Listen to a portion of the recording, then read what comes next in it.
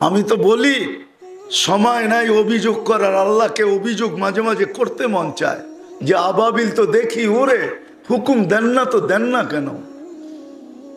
মশা তো আমাদেরকে বিরক্ত করে, নমরুদি বাহিনীকে তো মশা দিয়ে ধ্বংস করছিলেন, পাঠান না একটু ইসরায়েলে, পাঠান না কেন? চিৎকারের ফেরেশতা তো নাকে তেল দিয়া ঘুমায়, বাতাসের ফেরেশতা তো অবকাশ জীবন কাটাইতেছে, জিবরিল আলাইহিস সালাম তো টানা মিলা উঠতেছে। আল্লাহ যেন তাখাইয়ুলি জবাব দেয়, আমি পাঠাবো তো পাঠাবো, কাকে দেখা পাঠাবো? কাকে দেখা, কি দেখা পাঠাবো? এই কটা হুজুর দেখা? হুজুর তো না, উম্মত তো 200 কোটি উম্মত সবার দিকে। আপনারা ফিলিস্তিন মিডিয়ায় দেখছেন, আমি 15 বছর আগে আমার চোখে দেখছি, চোখে 2004-এ আমি বসনিয়া পুরা জমিন চৈশা দেখছি। আজও পার্থক্য করা যায় না। গতকালকেই এক প্রশাসনিক লোকের সাথে ওনার প্রোগ্রাম ছিল, তো উনি বলতেছে আমি 5 দিন আগে আসছি বসনিয়া থেকে, সরকারি কাজে গেছি। তো আমি বললাম কিরকম দেখলেন অবস্থা? আমি তো 2008-এ দেখা আসছি। বলছে হুজুর এখনো কোনো পার্থক্য করা যায় না যে আসলে ইউরোপিয়ানদের কালচার আর ওদের কালচারের ভিতরে কোনো পার্থক্য করা যায় না। আমি নাম বলবো না, বাংলাদেশের এক ব্যক্তি, নাম বলবো না, গুলশানে থাকে, বাংলাদেশের অনেক মানুষ চিনবে। তার ছেলের বউ আর ছেলে হানিমুনের জন্য গেছে মরিশাস। তো আমিও মরিশাস ছিলাম, এয়ারপোর্ট দিয়ে আমি আসতেছি, তো আমার পাশেই বসা ছিল। তা আমি জিজ্ঞাসা করলাম তোমার দেশ কই? বলল বাংলাদেশ। কোথায়? গুলশান। আব্বার নাম কি? বলতে দেরি, আমি চিনতে দেরি করি নাই। কেন আসছো এখানে? বলছে আমরা হানিমুনে আসছি। তাই আমি বললাম রাগ হয়ে যাবে? বলবো না হুজুর আপনি বলেন। আমি বললাম তোমাদেরকে দেখা তো চিনার কোনো রাস্তাই নাই যে তুমি মুসলমান না অন্য কেউ, না তোমার পোশাক না তোমার স্ত্রীর পোশাক। আল্লাহ কাকে দেখা সাহায্য পাঠাবে? বিদায় কথা শেষ। মৌলানা বসা আছে, আসেন আমরা ইউটার্ন নেই, আসেন আমরা তওবা করি। সর্বপ্রথম যেটা করণীয় ওটা আজকে তওবা করি। আল্লাহ কিন্তু এখন প্রথম আকাশে, সারাদিন অপেক্ষা করছে এই উম্মতকে আল্লাহর হাতে হাত দিয়া তওবা করে কি করে না। ইয়াবসুতু ইয়াদাহু নাহারান হাত্তা ইয়াতুবা মাসলি আল-লাইল। রাত্রেরও 3 ভাগের 1 ভাগ পর্যন্ত অপেক্ষা করছেন। এখন যখন 3 ভাগের 1 ভাগ অতিবাহিত হয়ে গেছে, আমার মনে হয় বন্ধুর দিকে চায়া প্রথম আকাশে চলে আসছে যে দেখি ডাইকা ডাইকা কিছু পাওয়া যায় কিনা। আল্লাহ এখন ডাকতেছেন হালমি মুস্তাগফির ফাগফির আলা। চলেন এই জনসমুদ্রের ভিতর থেকে আজকে আমরা তওবা করি হাত উঠায়া, যে আল্লাহ অতীত থেকে তওবা করলাম, আজকের থেকে আপনার ইজ্জত রাখবো, ইসলামের ইজ্জত রাখবো, নবীর ইজ্জত রাখবো, নবীর আদর্শের ইজ্জত রাখবো।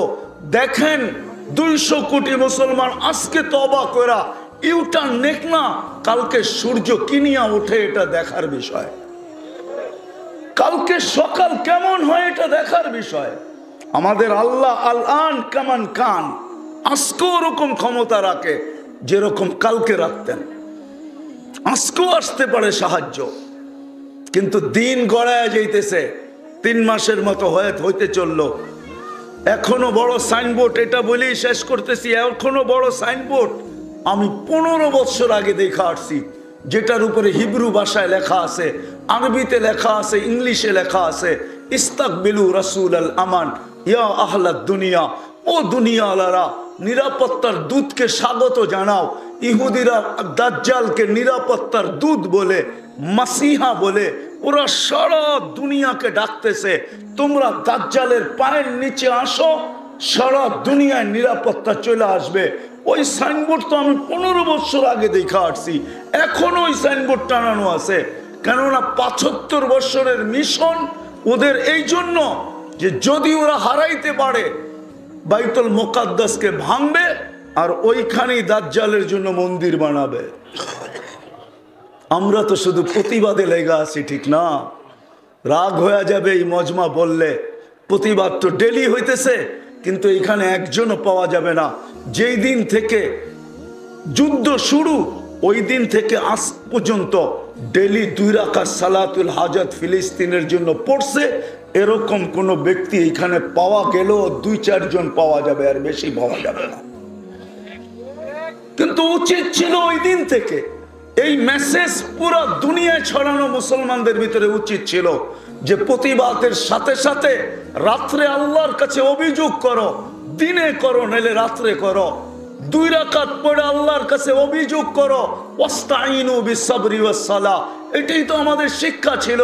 আমরা তো প্রতিবাদ করে রাস্তা গরম করে ফেলছি, হুজুরদের পায়ে হাত রাখি। আমরা তো জাতিকে এই মেসেজ দেই নাই বা সারা দুনিয়ায় ছড়ানো হয় না।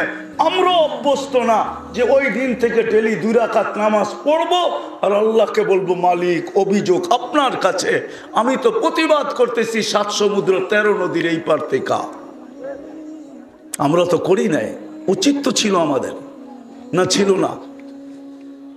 সাথে সাথে আরেকটা উচিত ছিল আমাদের, ডেলি ওদের নামে 2 টাকা সদকা করা উচিত ছিল। ফিলিস্তিনের নামে আর সদকাতু তারুদ্দুল বালা। আল্লাহর রাসূল বলছে সারা মুসলিম জাহানের জন্য এর চেয়ে বড় বিপদ আর কিচ্ছু নাই। আমি মনে করি প্রথম কেবলা ভাঙ্গা ফেলবে, যেখানে আল্লাহর রাসূলের জন্য আল্লাহ সমস্ত আম্বিয়াদের সম্মিলন হয়েছে। মাঝে মাঝে তো নিজে একা একা কাঁদি যখন ওয়াদিয়ে খলিলের কথা মনে ওঠে, যেখানে খলিল আলাইহিস সালাম ঘুমায় আছে ওয়াদিয়ে খলিলে, তার একটু পাশেই তো আল্লাহর রাসূল বলছে আমি যদি থাকতাম তো দেখায় দিতাম মুসা আলাইহিস সালাম ওইখানে ঘুমানো আছে। 1.25 লক্ষ নবী তো শামেই ছিলেন। শাম তো ফিলিস্তিন তো হলো শামের ক্যাপিটাল ছিল, রাজধানী ছিল। 1.25 লক্ষ নবীদের সম্মিলন করা হয়েছে ওইখানে। আল্লাহর রাসূল বক্তৃতাও দিয়েছেন, আল্লাহর শান বয়ান করছেন, তারিফ করছেন যেটা কেউ করতে পারে না, পারবে না। আর ইমামতিও করছেন। আল্লাহর রাসূল যে প্লেনে চড়ে মেরাজে গেছেন, প্লেন রানওয়ে দৌড়ায় তারপরে উপরে ওঠে। আল্লাহর রাসূলের মেরাজের রানওয়ে ছিল বাইতুল মুকাদ্দাস পর্যন্ত। মক্কা থেকে প্লেন দৌড়াইতে দৌড়াইতে দৌড়াইতে বাইতুল মুকাদ্দাস পর্যন্ত গেছেন, ওইখানে রানওয়ে পরিসমাপ্তি ঘটছে, তারপরে প্লেন ওইখান থেকে টেক আপ করছে। ওই জায়গা আসেন আমরা আজকে আল্লাহর কাছে তওবা করি, ডেলি 2 রাকাত সালাতুল হাজাত পড়বেন? কে কে পড়বেন দেখি? আমি তোলাবাদেরকে বলি পায়ে হাত দিয়া তোমাদের পায়ের নিচে নামাও।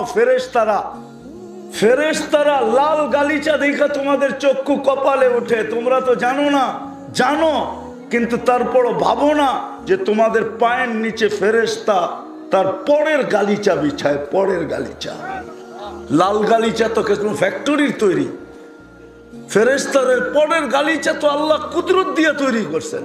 কোনটা দামি?